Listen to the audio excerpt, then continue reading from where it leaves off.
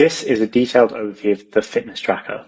We'll start by going over each database, adding to them as we go to help us understand how the fitness tracker can be used to plan and measure your progress against your fitness goals.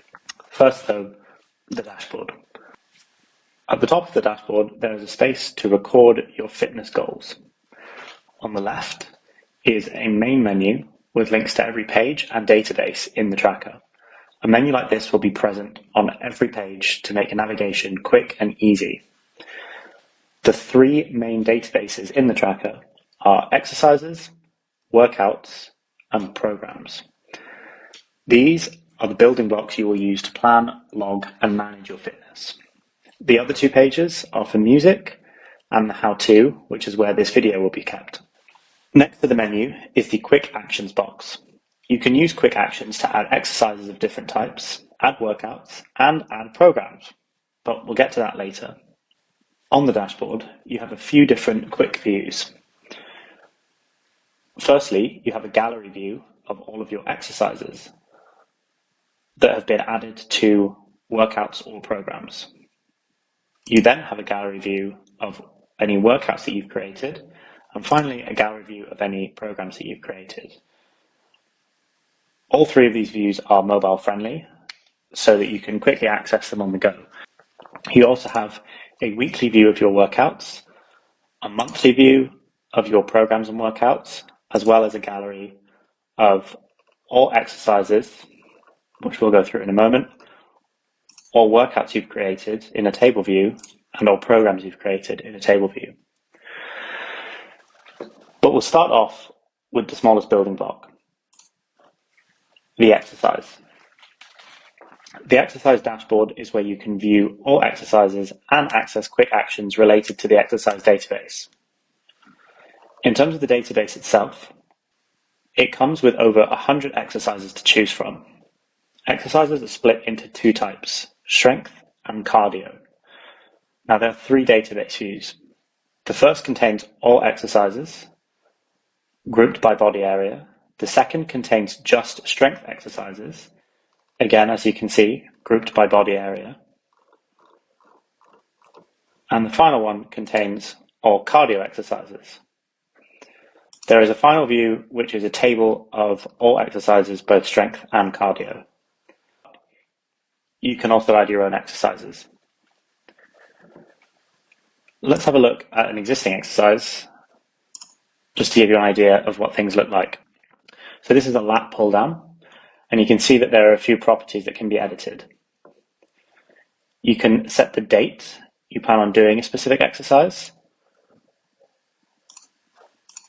The day property will be automatically updated based on this to reflect the day of the week the exercise is planned for. Next is body area. If you use the quick action buttons back on the exercise dashboard, this property will be automatically completed depending on which button was clicked. The muscles property below uses automations to populate the muscles depending on which body area has been chosen. Note though that for cardio, no muscles will be added automatically, although for all exercises, you can add and remove muscles as necessary. The aim property can be used to set your intention for this specific exercise. This is useful for having a clear goal in mind and also feeds into some of the AI features further down the page. The remaining properties reflect the relationship between the exercise and the other databases. As you start to create workouts and programs, you will want to add exercises to them. These properties will update automatically to reflect those additions. Scrolling down a bit, we have the menu and quick actions. So this is the same menu that you'll see throughout the database on every page and throughout the template as a whole, which will allow you to quickly navigate between all of the relevant pages and databases. Here we have some quick action buttons that allow you to do things like add sets, add weight info, add rests, and add reps. We'll get onto those in a second. This next section is made up of three parts. For strength exercises, the targets box has space to record your max weight and goal weights for a given number of reps. I recommend you fill these out to give you something to aim for. It will also give the records box next to it the information required to track your progress. Moving over to the records box, this will track key metrics and measure your progression against your targets. This property here is a progress bar, and it is set up to track progress against your 1 rep max goal. This is the most commonly used goal, with other rep amounts normally being based on a percentage of your 1 rep max. There is also a property to set percentage of target, which we will cover shortly. The final part is the notes and tips box. Any research you do on a specific exercise or any thoughts you might have after you've performed the exercise can be recorded here. This is especially useful to keep track of things that can't necessarily be quantified by the data. Next, we have set statistics. This table is where you record data about how you've performed each exercise. The default historical view will show you every set of the particular exercise you've done. There is also a view where you can see just your sets for today, a view where you can see your sets for this week, and another view where you can see all of your sets for the month. You can give each set a name or a number. The ID column will create a unique ID based on the name you've given the set, as well as the date the set was performed on. This way you can search more accurately through the database of sets once you start to build up a large data set. The date column will automatically register as today using an automation. You can, though, change that manually.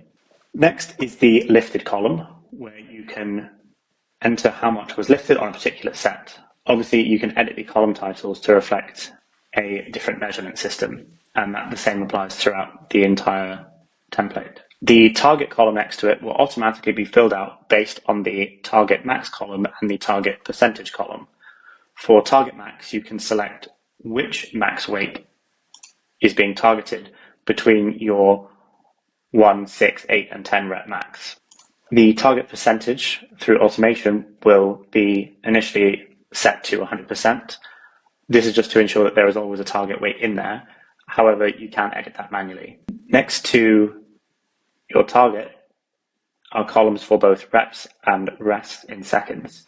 You can set both of these as you go. And finally, we have AI prompts. The prompt is automatically written based on the following properties: the relevant exercise, the relevant muscles, and the chosen aim. The prompt can be viewed in the prompt text column here, but to use Notion AI, you can hover over the AI summary column and click on the update icon. If you want to take this prompt text and put it into a different AI, you can just copy this to clipboard and paste it wherever necessary. Just a quick note, muscles aren't included in the AI prompt for cardio exercise, only body area and aim. This is because cardio exercises are set up slightly differently. Let's have a look at one now. As you can see, you still have the menu and quick actions, and all the properties remain the same. But if we look at target setting, you can see it's slightly different. So there are two rows. One is for your current best and one is for your goal. Now, the only properties you need to fill out here are your distance and time. Speed will be automatically calculated. This is also the case in the session statistics down here. Because of that change, the target options here are either for your best time or your goal time. In the records box, as before, there are relevant stats as well as a progress bar showing how close you are to your goal speed. So now that we've had a look through, why don't we have a go at creating an exercise? In the exercise dashboard, there are quick action buttons to create a new exercise in any of the different body area categories. But you can also create an exercise by going down to the database and clicking on the New button. If you do this on the main view, by default you will create a strength exercise. Similarly, if you do this on the strength view, you will create a strength exercise. But if you do this on the cardio view, by default you will create a new cardio exercise. Now, just as an example, why don't we create a new chest exercise? Let's call it test chest exercise. As you can see, the muscles have been automatically populated for this exercise. based on the body area given. Let's give it a date of today. The day has been automatically populated, and let's give it an aim, let's say casual exercise. As you can see, at the moment, there aren't any programs or workouts attached to this, but they will come as we add some later on.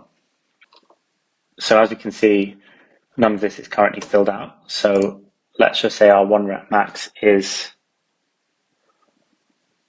90, and let's say our goal is 100.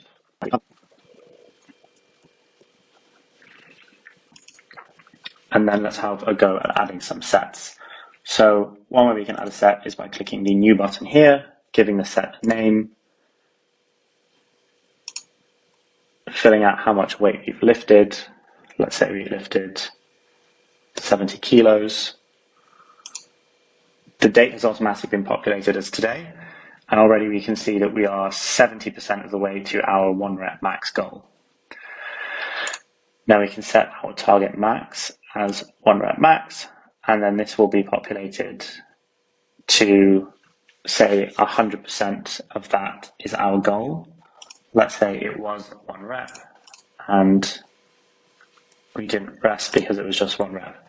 So that is 1 row filled out. Now we can also use the buttons up here. So we could add, let's say we can add 3 sets for today. We can say we lifted 100 kilos and we can set our target. There's also a button here if you want to set a different target that isn't 100. We have a look, if we just click the toggle to unlock all of the quick actions, and you see there's quite a few things here that are preset. Obviously, depending on the exercise, you might want to change these, and if you do, you just click the edit button, change the number here. So let's say you want to change this to 90, and then change the text in here. You just go ahead and populate the rest of this. Say we had a 30-second rest, and we did 6 reps. And now, as you can see, that's entirely filled out. And if you go down to the AI prompt, you can see that the name of the exercise has been added to the prompt, as well as the muscles for the exercise, and also the exercise aim has been filled out too. So now we can click this to create an AI response, or we can copy to clipboard and add it somewhere else. Now that we've done that, why don't we move over to workouts? The workouts dashboard provides a view of all of your workouts and gives access to some quick actions related to the workouts database. The first view in workouts is a gallery view that's mobile friendly, as with the top views of all of the databases, just so that if you're kind of on the move or in the gym, you can quickly open them up and have a look at what exercise or workout you're doing. The next view is a week view, so you can organize your workouts. The next one is a month view. And the final one is a list view of all of your workouts. This view is often easier to use when you're doing things like edits and planning and things like that. At the moment, though, we don't actually have a workout.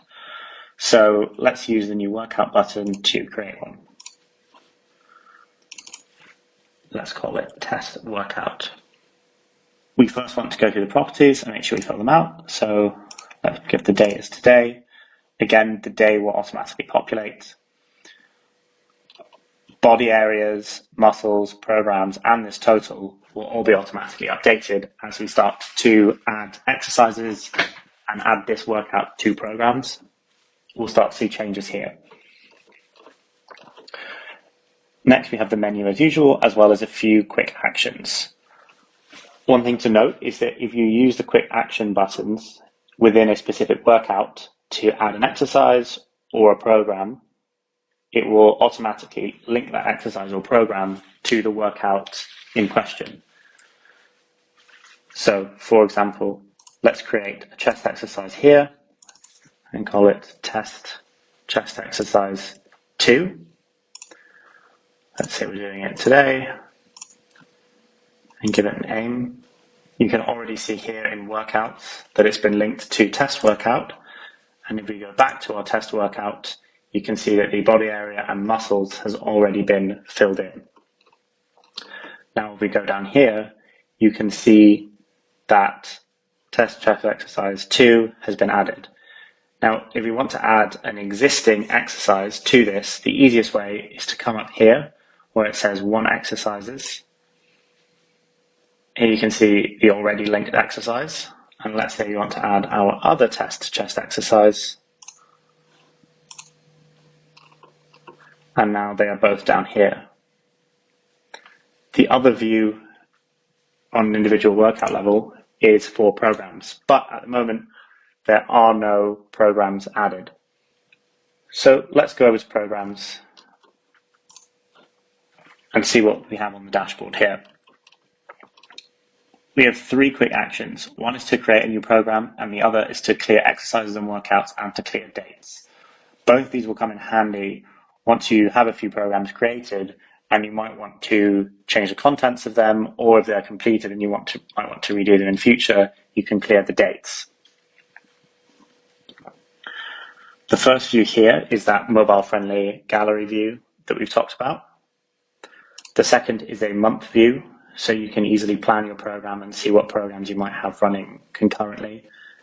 And then again, a list view of all of your programs. So let's go ahead and add a new program. We'll call it test program. And we can see that we have a few properties here, and we have a few more that are hidden. Now, these will automatically unhide if a program that you have created already has items in that property. So let's just unhide them for now so we can go through them. So the first thing is dates. Now, what you can do when you're setting a date range is hold the Shift key, click on the first date in the range, and then click on the second date. And let's say actually we started this on the 16th. So as you can see, the start and end date of the program has been filled out. And the other thing that's been filled out is this progress bar, which gives you a visual representation of how far you are through the program, as well as telling you how many days you have left of the program. Now, all of these other properties will automatically be filled out as you start to add exercises and workouts to your program. Now, the good thing about a program is that you can add workouts and or exercises, and they will all be represented in the same way. So this is useful because sometimes you just do an individual exercise without it being combined into a full workout. For example, if you go for a run. Let's have a go at adding some items to this and see if we can get a visual representation. So let's add test workout as a workout. Now we can see that there are 2 exercises in that workout, and we can see the date that we've set them for. But let's say we also want to add an exercise. So we can go here. Let's say we want to add a 10K run to this program. Now in properties, we can see both of those here. And if we go to workout, we can see that we have our test workout that has 2 exercises in it. If we go here, we can see those 2 exercises as well as the 10K run that we've added. Now what we can do is start to plan it. Now if we go to week program, we can see a bar containing the full length of the program, which runs until the 2nd of September in this case, as well as the date range written here and any exercises and workouts.